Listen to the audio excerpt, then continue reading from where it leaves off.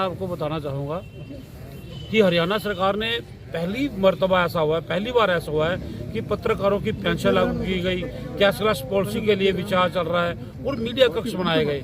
लेकिन चंद निकम्मे और निठल्ले अधिकारी जैसा कि हमारे DPRO महोदय हैं, उन्होंने जो अपना वो बना लिया है बाहरी तत्व, वहाँ पे उनके ऑफिस में आकर अड्डा बना लिया है और पत्रकार जब भी अपनी समस्या के लिए उनके पास जाते हैं वो बदतमीजी से पेश करते हैं। वह कहते हैं कि अभी मेरे पास पत्रकारों के लिए समय नहीं है।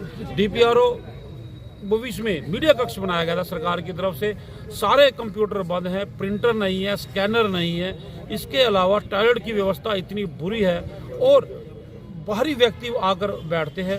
जब उनका ज्ञापन हमारे कुछ पत्रकार साथी वहाँ देने के लिए गए तो उनसे दुर्व्यवहार किया गया। कहने लगे, DPRO डॉक्टर मनोज कुमार ने कहा कि मैं यहाँ पर ताला लगा दूंगा। आखिर सरकार से भी बड़े हो गए ये DPRO। जब उनके इस रवैये से नाराज लोगों ने, पत्रकारों ने, यहाँ मीटिंग थी, मंथली मीटिंग, बहुत हम मुख्यमंत्री जी का आभार व्यक्त करते हैं कि मासिक बैठक शुरू की गई जिला प्रशासन और पत्रकारों के बीच में, क्योंकि पत्रकार भी प्रशासन और जनता के बीच में सेतु का काम करता है।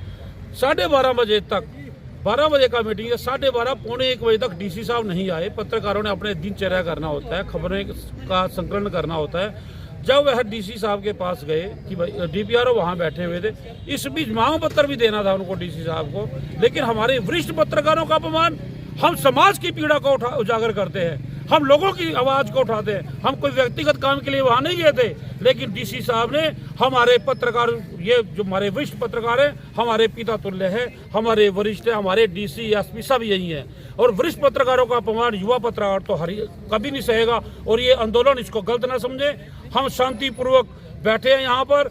अगर प्रशासन के कान पर जू ना रहेंगी तो पूरे ये आंदोलन हरियाणा में फैल जाएगा, क्योंकि जिस प्रकार पत्रकारों के अधिकारों का हनन हो रहा है, वास्तव में जो हमें पता चला है, DPRO तो अंदर बैठे ही थे, कुछ अन्य भ्रष्ट अधिकारी भी उनके चहेते वहां बैठे रहते हैं। पत्रकार, यमुनानगर के पत्रकारों ने यहाँ पर हो रहे रजिस्ट्री के घोटालों को उठाया है। ऐसा क्या मजबूरी आ गई थी कि एक दिन में 1-1 करोड़ की रजिस्ट्री की गई। पत्रकारों ने यहाँ लाइसेंस घोटाला उठाया है, पत्रकारों ने यहाँ पर फर्जी RC घोटाले उठाए हैं, पत्रकारों ने यहाँ माफिया और नगर निगम के उच्च अधिकारियों का एक गठजोड़ को उठाया है।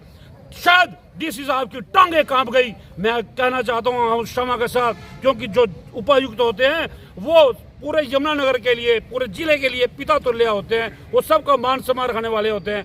पत्रकारों के लिए 2 मिनट के लिए वरिष्ठ पत्रकार अगर गए थे, कह देते कि पत्रकार साथियों, पहवा जी, उप्पल जी भी थे और कई साथी भी थे कि आप 2 मिनट के लिए बैठिए, मैं अभी आपको बुलाता हूँ। और ऐसी क्या आफत आ गई, अगर बाहर भी आ गए तो 3 घंटे तक उनके पास समय नहीं लगा।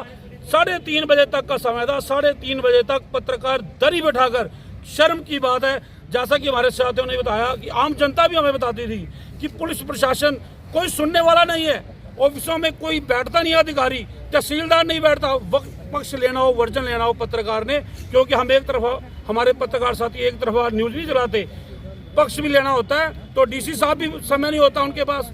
तो आज जनता के साथ तो क्या हमारे साथ भी ऐसा हुआ? आज तक दूसरा दिन है पत्रकार साथ, मैं अपने साथियों को बताना चाहूंगा, प्रशासन का कोई अधिकारी मांग पत्र तक लेने नहीं आया। It's very shameful for us.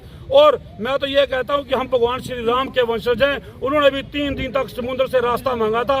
ये चौपाई कही थी कि विनय न मानस जल्दी जड़ गए 3 दिन बीत, बोले राम को अवतार भाई भी होई ना प्रीत।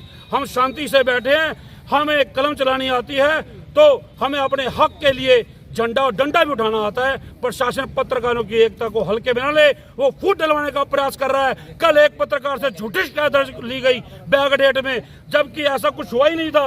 उनसे झूठी शिकायत ली गई हमारे 2 पत्रकार साथियों के खिलाफ कि इसको बैकडेट में लेकर हम इस मामले को दूसरा रूप दे सके। मैं यही कहूंगा कि यमुनानगर के सारे पत्रकार एक हैं, यमुनानगर ही नहीं हरियाणा के सारे पत्रकार एक हैं, और पत्रकारों में फूट डलवाने का प्रयास प्रशासन को महंगा पड़ सकता है।